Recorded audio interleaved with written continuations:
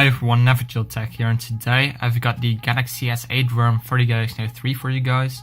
So right away you can see we have the ambient display right here, and in this video I will just give you a quick overview of this ROM and I will show you how you can install it. So the last video I made about the Note 3 was the Note 7 ROM for it, and that video was quite popular, I have to say, so I think you might enjoy this video as well if you're into the S8 ROM stuff, etc. So if you watch this lock screen right here, you can see we have the phone shortcut as well as the camera shortcut, and we can swipe up to unlock. So here we have the GS8 home screen, so we can swipe up to go to the app drawer and just of course swipe around to get to different home screens. Of course we don't have Bixby on this phone, but we just have a look and feel of the GS8. So that means we also have the new camera. We can double press the home button and launch the new camera. So we get some instructions right here. Okay, as you can see, so my camera is a bit broken, as you can see here, so that's why I have this worse quality right here. But you can see we have the new layout from the GS8. So we cannot zoom this way. Okay, that's the only thing right here that doesn't work. But you can see we have no shutter lag. So it's a pretty snappy camera experience, I have to say. And overall this ROM is based upon Android 6.0.1. So we go to settings, scroll down to about device, go to software info. You can see 6.0.1. We don't have Nougat at the moment because the developer stated that this version of Android is at the moment the most stable for the Galaxy Note 3. So that's why we have this. The security patch level is a bit outdated nowadays, but whatever. You don't actually use this ROM, of course, as your daily driver because it's still in beta, not everything is working at the moment. But it's just fun to see a GS8 ROM for the Note 3. So if you watch the settings menu right here, let's see if we can get back. We have the new layout here. It's way cleaner than the stock Note 3 settings menu. So this is pretty cool. And of course we have the S Pen feature still enabled right here. So the S Pen, nope. We also have this. Go back please. S Pen features, Air Command, Air View. So if I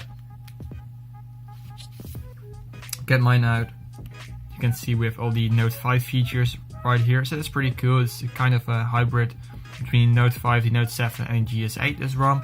It's pretty cool if you're into that kind of stuff. And overall I have to say the ROM feels pretty smoothly. Of course, sometimes you will see some dropped frames, but what do you expect from a device this old? But now I can show you how you can flash it. So it's quite complicated, or not really complicated, but it's more complicated than normal. So I have the ROM on a USB flash drive, but you do not only need the ROM, you also need a custom kernel because the ROM doesn't include a kernel. That's quite weird. I use the Phoenix kernel or Phantom kernel, I don't know exactly how it's named. But what you need to do is just go to your recovery, as I do right here. You can make a backup of your current ROM, of course, advanced wipe, then wipe Delphic system data and cache, swipe to wipe, and you can find the download links for the ROM, the XDA thread, the custom kernel, etc. all in the description down below, of course. You can just grab the files there. So I've put them on a USB flash drive. So now if I go to install and I locate the USB flash drive, you can see I actually have it twice right here, but I need the first one. And we have also an OTA update and the kernel. So what we need to do to install this ROM successfully, we pick the zip file right here, and all the model numbers that this ROM will work on, I will have them listed down below as well. But I'm using the international Qualcomm Snapdragon 800 version. So we just pick up the ROM right here, swipe to confirm flash, and it will bring us to a ROM installer. So if you're running TeamWin Recovery Project version 3 or higher, this doesn't work. So you need to downgrade your custom recovery to 2.8.7.0 like I have. And then you will get this screen right here, press next to continue installation. You can pick your model number right here, so the Japan version, the Duos, the international, Canadian, Korean, T-Mobile, Verizon, Sprint, even the Galaxy J and the S4 I guess supported. So that's cool. So if we go to next, we can do a full wipe, but we already did that, so we can just select no wipe. I want to keep all my apps and settings. We can choose our camera, so I just choose the latest version available, of course. Go next, and now we can install the ROM. So of course this may take a while. It's around 1.5 gigabytes in size. So as you can see, it's also installing SuperSU right here. So we have root access built into this ROM. That's pretty cool. Now it's done, as you can see. We can hit next. And don't reboot right away. So it will bring up a screen, do we want to reboot now? Don't select it. Just hit next. Because the ROM, as I said, doesn't have a kernel. So now we go back to install. Locate this kernel. I use the Phantom kernel. Maybe you know a better one, but I just came across this one and it worked for me. So I will link this one, of course, in the description down below as well. So you swipe the kernel. There we go. And now you can reboot the system. Can unplug a USB flash drive if you had one installed. And now it will boot us into the new ROM. And after that we can flash the latest OTA. There's an OTA available for this ROM, but you need to set it up first and then flash the OTA, otherwise it won't boot. It's quite a weird install process, but once you get it right, it works flawlessly. So as you can see there, we have the new boot animation.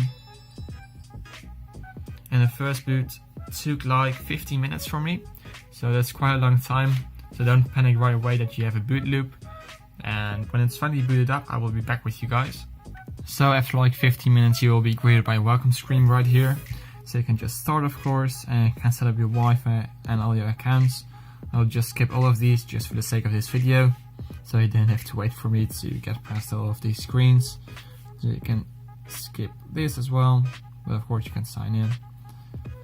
So you can get some weather information. I don't want that. Okay, later, find the theme, and there you are, as you can see.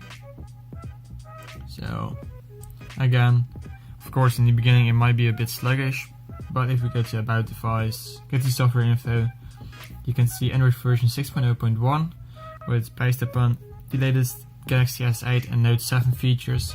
So that's pretty cool. And yeah, that's pretty much it. So yeah, I hope you enjoyed this video, and if you did, please hit the like button and subscribe for more videos, guys. I'll see you next time. Peace out.